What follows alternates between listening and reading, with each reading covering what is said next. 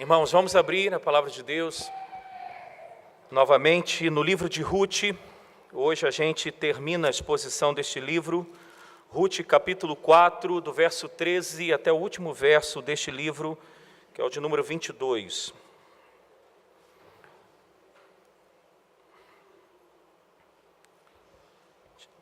Uma caminhada de alguns domingos que nós estamos expondo este livro tão precioso das Escrituras, tão atual para as nossas vidas, para as famílias, para a Igreja do Senhor. Ruth capítulo 4, do verso 13 até o verso 22, eu queria contar com a ajuda de vocês na leitura destes versículos, portanto, vamos alternando a leitura destes versos aí. Ruth capítulo 4, do verso 13 até o verso 22. Vamos lá então? Assim tomou Boaz a Ruth, e ela passou a ser sua mulher. Coabitou com ela, e o Senhor lhe concedeu que concebesse e teve um filho.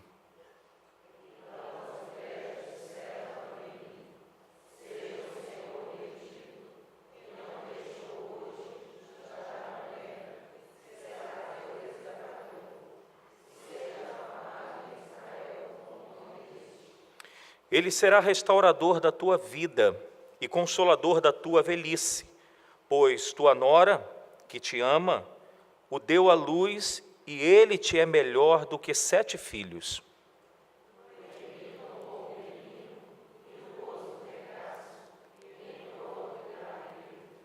As vizinhas lhe deram o nome, dizendo: a Noemi nasceu um filho, e lhe chamaram Obed. Este é o pai de Jessé, pai de Davi.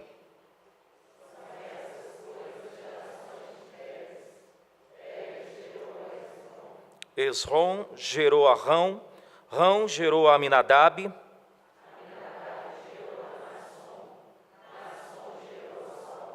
Salmão gerou a Boaz, Boaz gerou Obed,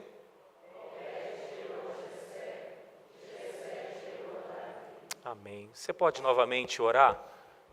Pedir que o Espírito Santo de Deus fale ao teu coração nessa noite e que você saia daqui, de alguma forma, abençoado por essa palavra. Peça a Deus agora, nosso bendito Pai, autor e consumador da nossa fé, aquele que nos chamou de uma vida fútil, de uma vida a passos largos para o inferno, para a destruição, e nos chamou com laços de amor, de bondade, de graça. Ajuda-nos a não só compreender a história que viveu Ruth, Noemi e Boaz, e respectivamente as suas famílias e a sua família, mas que haja aplicabilidade, implicações para as nossas vidas hoje. Nós desejamos sair daqui edificados, e para isso nós precisamos do poder do Teu Espírito, da iluminação, para que possamos contemplar as Tuas maravilhas, a Tua bondade, o Teu amor, conforme nós lemos no início deste culto, as Tuas misericórdias que se renovam. Portanto, Senhor, fala conosco, em nome de Jesus. Amém, amém. Meus irmãos, eu espero que nós saiamos aqui deste culto sendo mais gratos ainda ao Senhor, ao nosso Deus, que possamos perceber um pouquinho mais do caráter desse Deus tão bondoso e gracioso para conosco.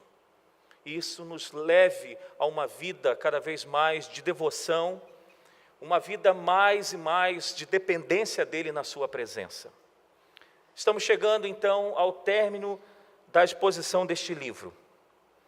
Se eu fizesse uma pergunta para cada um de vocês, o que você pôde aprender deste livro? O que você aprendeu deste livro. Se alguma pessoa perguntasse a você assim, o pastor lá da tua igreja está expondo o livro de Ruth, o que o livro de Ruth falou para você? O que você conseguiria responder a essa pessoa? Deixa eu te ajudar. O livro de Ruth nos ajuda a olhar a figura do nosso resgatador Jesus Cristo. Se percebermos a figura do resgatador de Ruth e de Noemi, Boaz, nós encontramos desde o capítulo 2, verso 1, até o capítulo 4, versículo 13, que foi o versículo que nós iniciamos a leitura dessa noite. Nós percebemos a figura do resgatador, do Goel, praticamente tomando todo o espaço deste livro de Ruth. E assim deve ser a figura, e assim na verdade é Cristo, a realidade do que prefigurava Boaz na vida de Ruth. Assim é Cristo nas nossas vidas. Nos resgatou com amor, nos resgatou com bondade, nos resgatou por graça, não obstante sermos estrangeiros, estarmos completamente alienados à sua vontade, ao seu querer. Jesus lá no Evangelho de João, capítulo 5, 39, diz assim: examinai as Escrituras, porque julgais ter nelas a vida eterna, e são elas mesmas que testificam de mim. Ou seja, todas as Escrituras, de Gênesis a Apocalipse, testificam da pessoa de Jesus Cristo. O que mais a gente pode aprender aqui neste livro de Ruth? Sem dúvida alguma, a gente pode aprender da providência de Deus. Como nosso Deus é o Deus soberano e que governa todas as coisas de fato e de verdade, e que providencia todos os meios para a realização da sua vontade, do seu querer. Até mesmo diante de pecados e de equívocos dos homens, o nosso Deus mostra-se soberano e a sua providência cada vez mais evidenciada. Lembramos disso quando a família de Elimeleque, Noemi, Malom e Quilion vão para Moabe, um erro, um pecado, porque eles saem de Belém não simplesmente pela fome, na verdade eles saem por causa da fome, mas lembrando que a fome era um juízo de Deus sobre o seu povo. Sem dúvida alguma, nós extraímos uma outra lição deste livro. A lição que Moabe, que significa lixão, que significa o mundo não foi feito para nós vivermos enfurnados com a nossa cabeça e com o nosso coração nesse mundo. E nós percebemos que Moabe é um lugar de muitas consequências terríveis, e que nós, como povo de Deus, claro que nós não somos ETs, nós vivemos nesse mundo, mas o presbítero Gedaias, hoje pela manhã, que expôs a palavra de Deus, ele colocou de uma forma: nós não podemos ter o coração neste mundo. E nós percebemos que essa família foi para Moabe, colocou o coração em Moabe e sofreu todas as consequências que sofreram. Certamente uma outra lição é que o mundo não é o lugar para nós colocarmos o nosso coração, mas nós devemos pensar nas coisas que são eternas. Reverendo Tiago está expondo aqui a carta aos Colossenses, e uma das partes da carta aos Colossenses diz que nós devemos pensar nas coisas lá do alto. Pois bem, vamos então aos últimos versos deste livro. Você já ouviu aquela expressão assim, me belisca, que parece que eu estou sonhando? Já ouviu essa expressão? Quando uma pessoa vive uma situação tão boa e tão ao ponto de parecer irreal, e ela diz assim: olha, me belisca aí, porque eu acho que eu estou sonhando. Eu acho que Ruth poderia estar falando isso aqui. Por quê?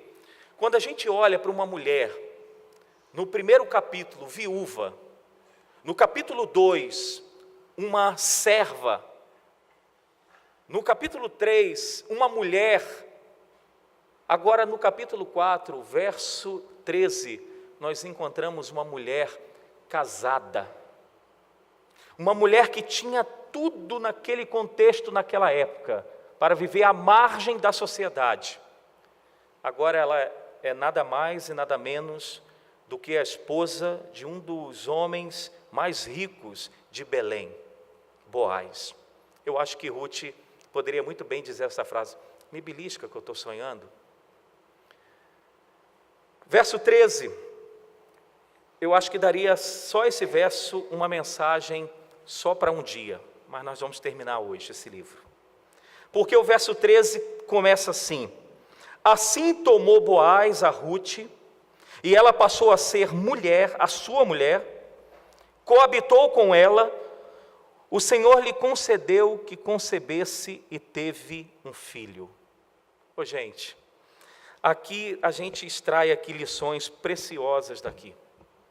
Nesse único verso nós temos aqui a história do casamento dela, podemos dizer assim, da lua de mel, da concepção de um filho e do nascimento de um filho. Neste último verso, o autor, alguns dizem que foi o profeta Samuel, ele coloca em um único verso todo esse enredo todo da história de Ruth.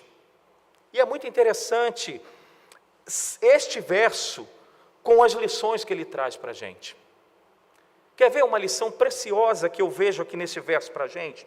Quando diz que Boaz então tomou Ruth e passou a ser a sua mulher e coabitou com ela. Em outras palavras, isso aqui é o que a gente entende como um eufemismo, ou seja, uma palavra mais amena, melhor assim para não dizer que ele teve uma relação íntima com Ruth. Este homem e esta mulher poderiam muito bem, no capítulo 3, quando Ruth esteve aos seus pés na eira, poderia ter tido ali uma relação íntima. Mas eles não tiveram nenhum contato, nenhuma relação sexual. Eles passaram a desfrutar de uma vida íntima, conforme o texto diz, a partir do momento que ele tomou Ruth. E essa palavra tomou é a partir do momento que ele se casou com Ruth, ele passou a ter intimidades com ela. Com certeza aqui já vale uma aplicação para a gente. Quantos hoje querem desfrutar de uma vida sexual, de uma intimidade com uma pessoa fora do casamento? E nós estamos falando não das pessoas que vivem sem o temor de Deus, porque aí fora no mundão, conheceu uma noite na balada, já estão se deitando. É a realidade, não estou exagerando não, é a realidade. No mundão, saiu o final de semana para a noite, conheceu, já estão se deitando. Eu estou falando do povo de Deus. Eu estou falando de pessoas que professam Jesus como Senhor da sua vida. Quantos namoros estão acontecendo dentro da igreja já com intimidades sexual? E às vezes só tomamos conhecimento quando a casa cai. E quando a casa cai é quando aparece a gravidez. Está dando um pouquinho de microfonia aqui, só um pouquinho do ganho, tirar um pouquinho. Aqui nós temos uma lição preciosa, irmãos. Boaz, nós vimos o caráter desse homem no capítulo 3. Ele só passa a ter relações com Ruth, eu repito, após o casamento. Porque o casamento, ou melhor, a relação íntima, a relação sexual, é muito mais do que prazer. A relação íntima é uma bênção. Porém, essa bênção foi estabelecida por Deus para ser desfrutada no casamento e não fora do casamento. Nós estávamos conversando ontem, conforme o presbítero Jedaias disse, no conselho, só pensando sobre a igreja. E uma das falas da gente, como a gente diz, né, numa tempestade de ideias que nós estávamos conversando e de trocas de feedback um com o outro. E às vezes um irmão disse assim: pastor, às vezes o senhor precisa ser mais claro, mais objetivo, né? Escancarar mesmo o verbo. Então eu estou escancarando o mesmo verbo. Se você tem um namoro, você não está casado, e se você tem relações íntimas com a sua namorada ou com o seu namorado, saiba que você está literalmente em pecado. E que a mão de Deus pesará sobre a sua vida. Então, a palavra do Senhor é: abandona esta vida íntima, fora do casamento. Uma outra lição que eu tiro aqui para a gente desse verso 13. Pense aqui comigo, gente. Nós vimos lá no capítulo 1 que Ruth foi casada com Malom. Quanto tempo eles ficaram lá em Moabe? Quem lembra aqui? Capítulo 1, volte lá um pouquinho. Verso 4. Quanto tempo eles ficaram em Moabe? 10 anos. O texto diz que assim que eles chegaram em Moabe, os filhos tomaram as mulheres daquela cidade, ou seja, se casaram com as mulheres daquela cidade. Vamos colocar numa conta mais razoável. Vamos dizer que Malom tenha casado com Ruth, depois de 5 anos estabelecido ali na terra de Moabe. É tão interessante que eles não tiveram filhos. E o texto aqui do capítulo 4, verso 13, diz que após Boaz coabitar com Ruth, diz que o Senhor lhe concedeu que tivesse um filho. A ideia que o texto nos traz é que, logo após um tempo do casamento, e aqui não diz quanto tempo, eles tiveram um filho. Nós não sabemos se o problema era com Malom, quando Ruth estava casada com ele, se o problema era de esterilidade de Ruth. O fato é que Ruth e Malom não tiveram filhos.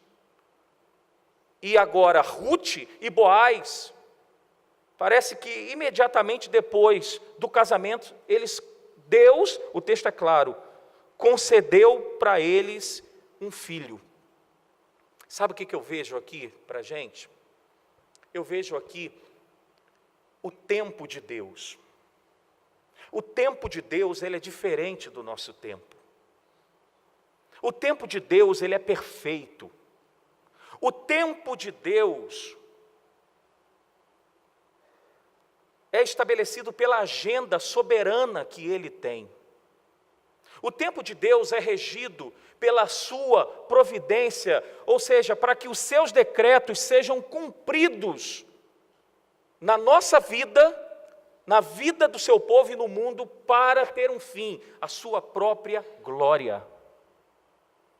Às vezes nós queremos brigar com Deus em relação ao tempo, em relação àquilo que nós queremos. E aqui, nós somos então assim, ensinados, que Deus tem o seu propósito, que Deus tem o seu tempo estabelecido, que Deus não cederá em nenhum momento aos nossos caprichos, aquilo que nós desejamos. Mas tudo será estabelecido conforme o seu tempo. Então, pode ser que a gente esteja sofrendo por algo que possamos pensar que Deus está demorando, ou Deus está esquecido. Isso não acontece com Deus. Ele tem o seu tempo certo. Malom poderia muito bem ter tido um filho com Ruth, e aquele menino poderia ter crescido em Moabe. Mas Deus, justamente no tempo dele, soberanamente fez com que Ruth pudesse ter um filho de Boaz. E nós já descobrimos que Boaz vem a ser avô do rei Davi. A narrativa continua. Agora, o autor deste livro traz novamente em cena Noemi.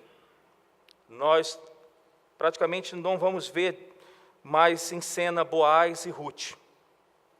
E os versos 14 e 15, eles dizem assim: então as mulheres disseram a Noemi: seja o Senhor bendito que não deixou hoje de te dar neto para que seja teu resgatador, que será teu resgatador, e seja famado em Israel o nome deste.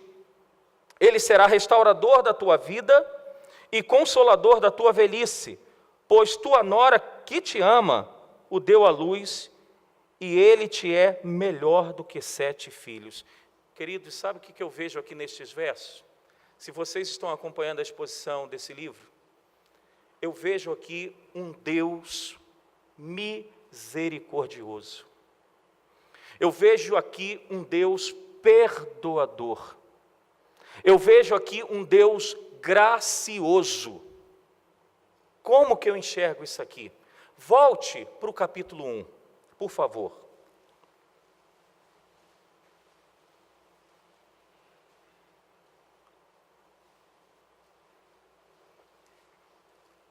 Capítulo 1, a partir do verso 19. Vamos do verso 19 até o 22, vamos alternar a leitura. Então, ambas se foram, até que chegaram a Belém. Sucedeu que, ao chegarem ali, toda a cidade se comoveu por causa delas, e as mulheres diziam: não é esta Noemi?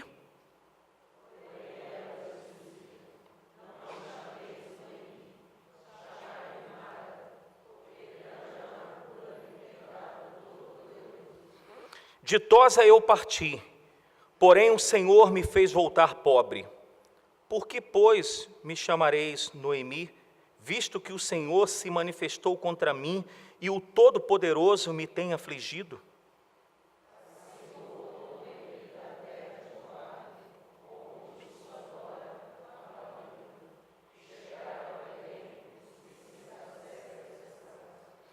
O que nós esperaríamos agora do final da vida de Noemi, gente?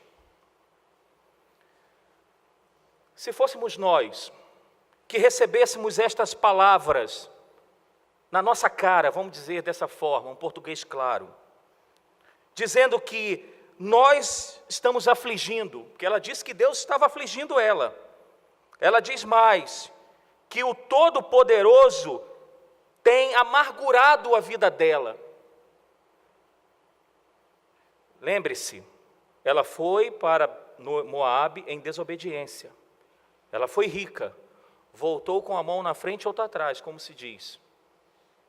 E ainda lança a culpa em Deus. Foi culpa do Todo-Poderoso, que me fez amargar, ter 3 funerais em Moabe, voltar com a mão atrás, outra na frente, voltar com uma nora que não é do meu povo. O que nós esperaríamos da parte de Deus para com esta mulher? Talvez nós esperaríamos assim: Deus agora vai, amargar a vida dessa. Quer dizer então que eu amargo a sua vida? Então você vai amargar até o final da sua vida. Quer dizer que eu estou então pesando a minha mão contra você, tem afligido a sua vida, então eu vou afligir. Mas não é isso que a gente vê da parte de Deus para com a Noemi. A gente vê as mesmas mulheres, podemos colocar assim, que olharam para Noemi e foram até o encontro dela para falar algo, e elas disseram: não me chama mais de Noemi, me chama de amarga. Agora as mesmas mulheres estão vendo a ação perdoadora, misericordiosa de Deus sobre Noemi, e dizem dessa forma aqui, verso 14: Senhor, seja o Senhor bendito. Por que o Senhor seja bendito na vida de Noemi? Elas dizem aqui, por quê? Porque Deus está dando um neto que será o seu restaurador. Verso 15, esse restaurador para a sua vida, ou seja, vai revitalizar a sua vida, aquela amargura, aquela tristeza, a chegada dessa criança vai revitalizar o seu coração, e mais, aquela criança será o consolador da sua velhice. Isso aqui, gente, não é misericórdia de Deus? Não é perdão de Deus? Não é a graça de Deus sobre a vida dessa mulher? E quer saber? Esse é o mesmo Deus que está presente hoje nas nossas vidas.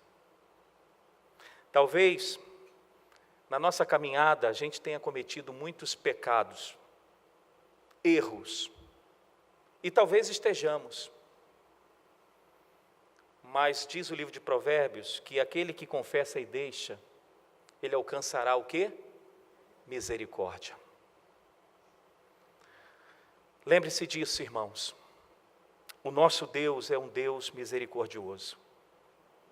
Por isso que eu fiz questão de lermos o Salmo 107. Rendei graças ao Senhor, porque Ele é bom. Vale até a gente cantar um pouquinho aqui a capela, vamos? Rendei graças ao Senhor, porque Ele é bom. Rendei graças ao Senhor, porque Ele é bom. Por quê?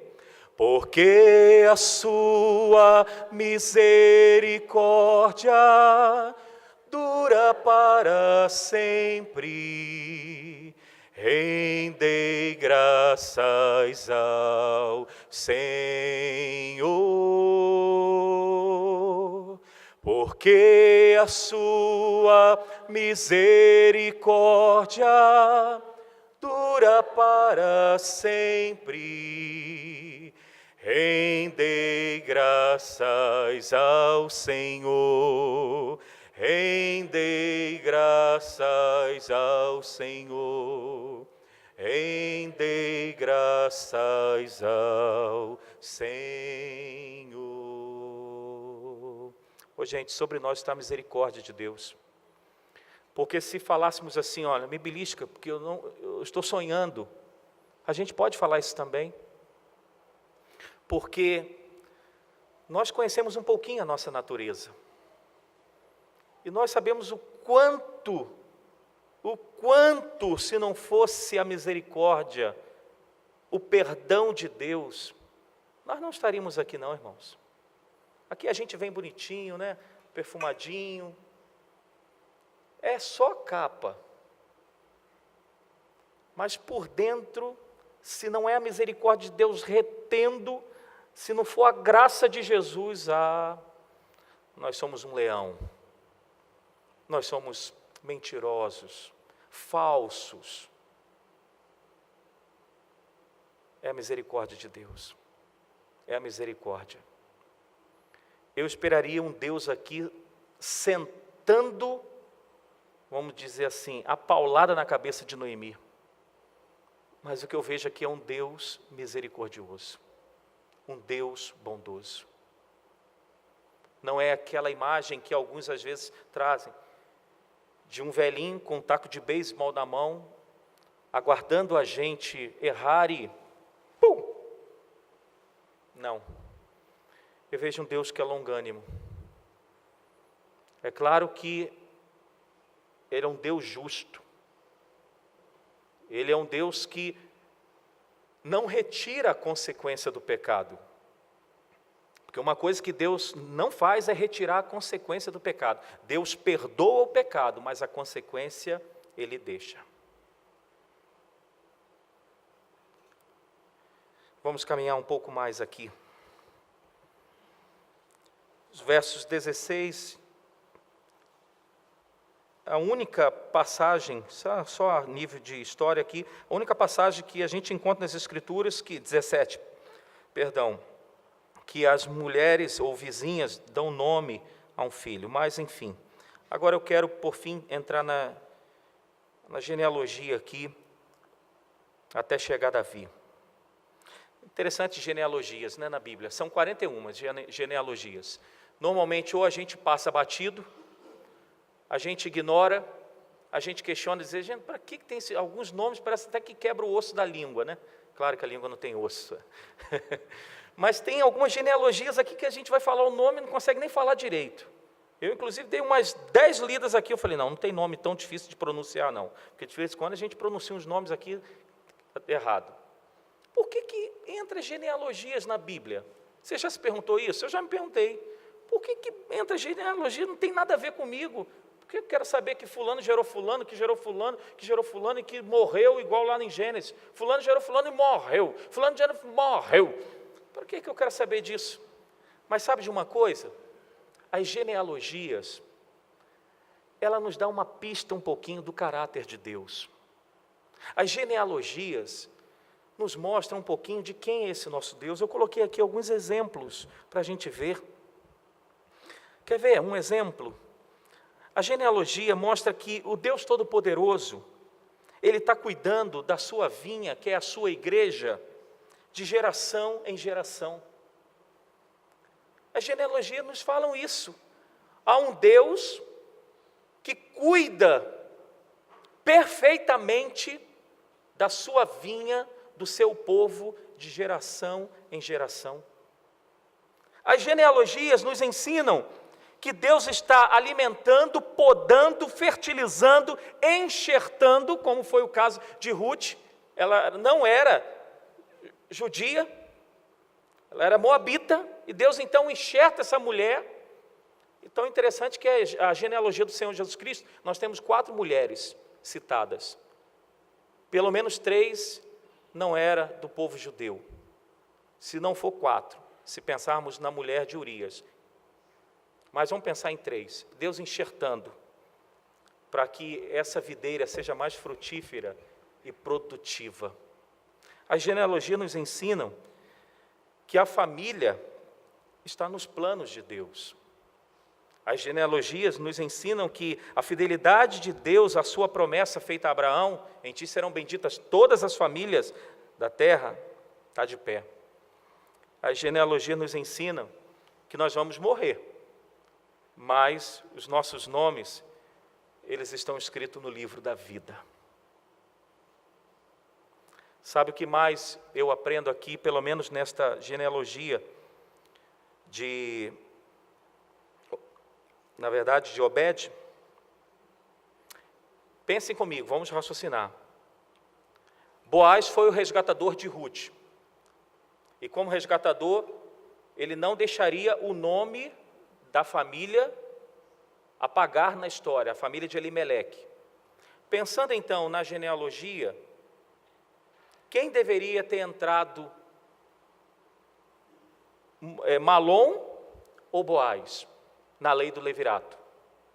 Quem deveria ter entrado? Se um resgatador, ele não deixava o nome daquele que faleceu esquecido, deveria ter entrado o nome de Malom, não é verdade? Na genealogia. Quer ver? Vamos lá em Mateus capítulo 1 e em Lucas capítulo 3.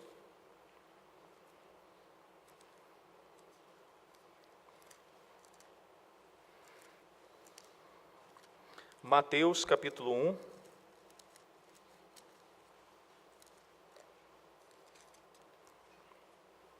E marca aí com o dedo aí, Lucas capítulo 3.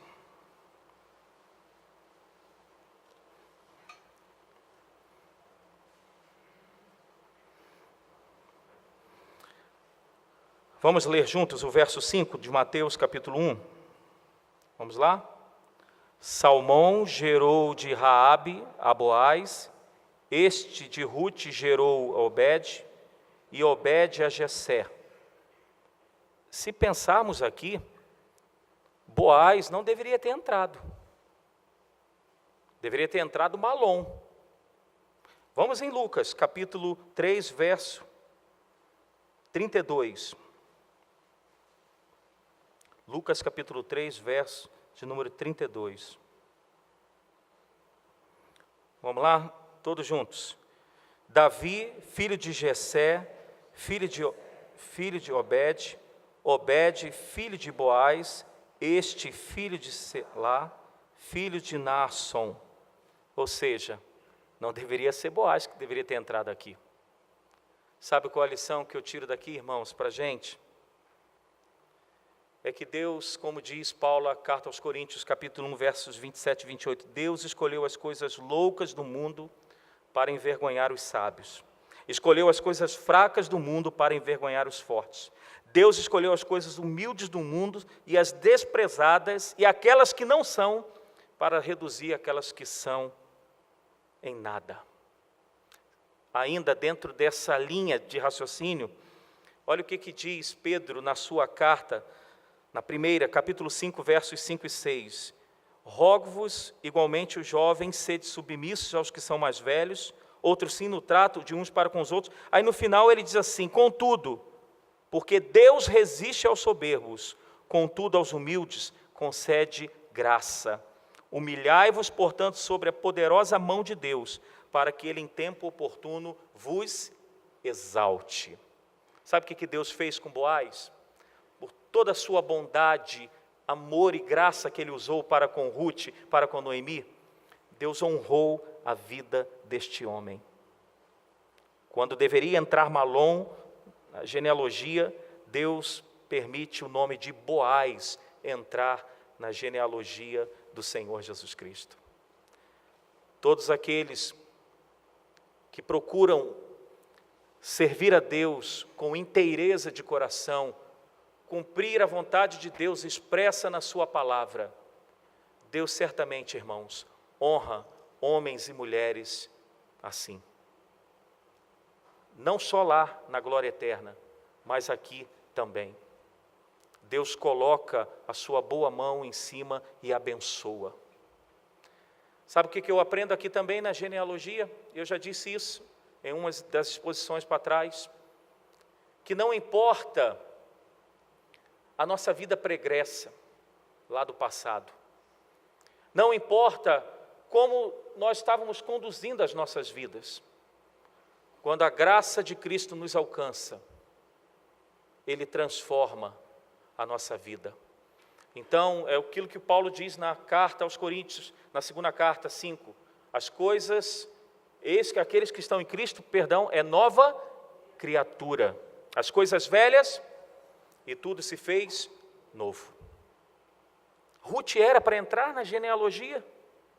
Não, era uma idólatra, uma moabita. E o que Deus fez? Deus colocou esta mulher na genealogia do nosso Senhor Jesus Cristo. Isso é Deus. Isso é o caráter do nosso Deus. Caráter gracioso, que faz daquele que não são nada, faz aqueles que para o mundo é uma escória e transforma a vida das pessoas. Esse é o nosso Deus. Agora, para terminar, quantas vovós nós temos aqui? E vovô, pode levantar a mão também. Fica com vergonha não, gente. Pensa, se você achar que é novo, nós temos uma turma boa aqui, Eu quero só então que as vovós e os vovôs leiam comigo, vamos voltar lá para Ruth. Vamos voltar. Leia o verso 16, só vovô e vovó, por favor. Vamos lá? Noemi.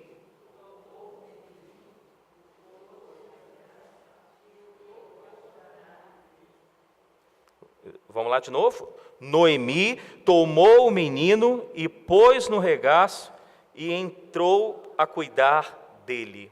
Queria falar para os vovôs e para as vovós e a gente vai encerrar. Tem lições aqui preciosas sim para a gente tirar. Dizem que o amor de um avô e um neto é o amor menos complicado do ser humano. Alguém já disse isso. Amor entre avô e neto é o amor humano menos complicado. Porque o pai, e a mãe, aí vem a avó, lindinho. E quando foram nossos pais, pegaram firmes com a gente. Agora vem o netinho, a netinha, a gente fica assim, gente, esse aí é o meu pai? Essa aí é minha mãe? A gente tem lições preciosas aqui. E eu queria que vocês, vovô e vovó, gravassem isso. Quais são as lições aqui? Que ensinar o plano da salvação aos netos. Você lembra da vovó de Timóteo? Paulo ressalta isso. Que Timóteo, ele aprendeu o quê? As letras das Sagradas Escrituras pela sua mãe e pela sua vovó, Lloyd. Vovós, vovôs, ensine os seus netos o plano da salvação. Quando diz aqui que o texto, que Noemi toma o seu neto e passa a cuidar, não é que Boaz e Ruth deixou agora, não, a gente tem muito trabalho, como acontece hoje, né? Fica com o vovô e fica com a vovó. Não, naquela época é uma forma de expressão que ela ajudava a cuidar. E pense também, cuidar de Boaz, de uma mãe que veio de uma terra que não conhecia direito as leis do Senhor. Certamente Ruth ainda estava aprendendo muito, não só da cultura, mas das coisas de Deus. E é claro que Noemi foi uma bênção para a vida do Obed, para poder ensinar a lei de Deus, os costumes de Deus. Vovó e vovô, ensine o plano da salvação. Outra lição que eu deixo aqui para vocês é ser testemunha singular da maneira como Deus tem sido fiel à família de vocês. Vocês lembram lá de Josué capítulo 4, quando eles deixam algumas pedras assim, nos bancos de areia, podemos dizer assim, do rio? Qual era o motivo? Para quando as gerações viessem, a história fosse contada. Olha, aqui Deus agiu poderosamente com sua mão sobre as nossas vidas, sobre as nossas famílias.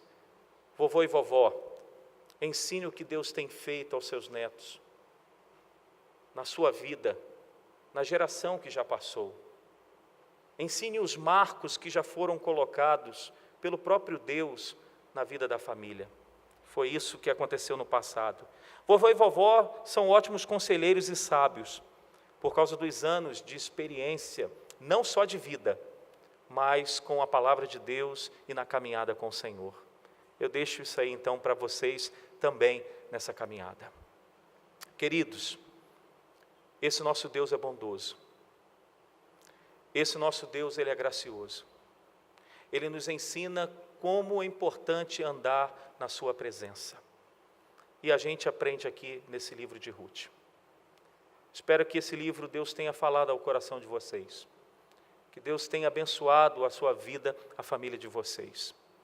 Vamos orar? Queria que você agradecesse a Deus pelo seu caráter gracioso, bondoso, misericordioso. Porque a sua misericórdia dura para sempre. Ela é a causa de nós não sermos consumidos.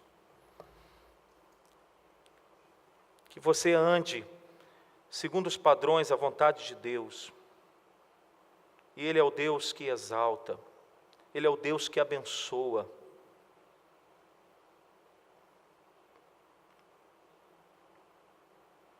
Agradeça ao Senhor. Agradeça que você foi enxertado nessa videira. Nós não éramos para estarmos aqui nessa noite. Nós não somos dignos. Mas pela sua graça, Ele nos deu a bênção de estarmos em sua presença, de reconhecer que Ele é o único Deus.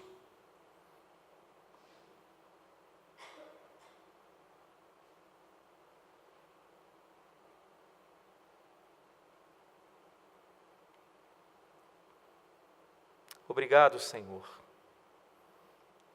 pela Tua palavra, por um livro tão precioso como o livro de Ruth. Mais do que contar a história de onde vem o nosso Salvador, um livro que mostra a Tua soberania, o Teu governo, tão perfeito, de geração em geração. Um livro que nos mostra que nós podemos tomar decisões equivocadas na vida. E que vamos sofrer consequência destas decisões equivocadas, destas decisões pecaminosas. Mas um livro também que nos mostra a Tua misericórdia, o Teu perdão. Um livro que nos mostra, Deus, um caráter de um homem que temia ao Senhor, que no contexto em que vivia, um contexto de fome, um contexto que cada um fazia o que achava melhor, mas ele era um homem que temia ao Senhor. Ao chegar na sua propriedade, desejavam que os seus funcionários, seus empregados, sentissem a presença do Senhor. Um homem que separava um pedaço da sua eira para que os pobres daquela época, os famintos, pudessem colher as espigas de milhos deixadas para trás. Vemos também, Senhor, uma mulher amarga se tornando doce, na medida que vê o Teu perdão, na medida que vê o Senhor dando uma nova chance. Percebemos, ó Deus, uma jovem, outrora idólatra, mas que foi alcançada pelo teu amor, pela tua maravilhosa graça que estava presente lá no Antigo Testamento, e que decidiu resolutamente deixar a sua família, deixar a sua terra e seguir nada mais e nada menos a sua sogra, a ponto de no final deste livro as mulheres disseram: esta nora, esta mulher é melhor do que 7 filhos, ela é perfeita. E vemos uma jovem, Senhor, obedecendo a tua palavra na medida que ela era ensinada. E vemos como o Senhor abençoou a vida de Ruth. Nesse livro também, Pai, nós aprendemos que, conforme eu disse no início, Moabe não é o lugar da gente estabelecer a nossa vida, da gente estabelecer, ó Deus, o nosso padrão, porque Moabe é lixo. E quantos, Pai, teus filhos têm buscado Moabe como refúgio? Quantos têm deixado a casa do pão, Belém, para buscar neste mundo, no lixo, o que nunca encontrarão? E como filho pródigo, perderão tudo e voltarão, assim cremos, pela tua misericórdia. Senhor, esse livro nos ensina que o Senhor cuida das gerações. Se o Senhor Jesus não voltar, Senhor, na nossa geração, nós que tememos tanto a igreja do Senhor, conforme nós conversávamos ontem, a igreja sofrer diminuição, frieza, mas o Senhor sempre conservará os puros de coração. Sempre o Senhor manterá a raiz, mesmo vivendo numa terra seca, árida, a raiz, ó Deus, viva. A tua igreja, ela, de fato, ela é triunfante, Senhor. Ela triunfa sobre tudo que tenta contra ela. Assim nós encontramos isso na história. E nós cremos, Pai, que a tua igreja prevalecerá. A tua igreja prevalece, na verdade. Louvado seja o teu nome, Senhor. Que saiamos daqui conhecendo um pouquinho mais do teu caráter, ó Deus. Em nome de Jesus. Em nome de Jesus. Amém. Amém.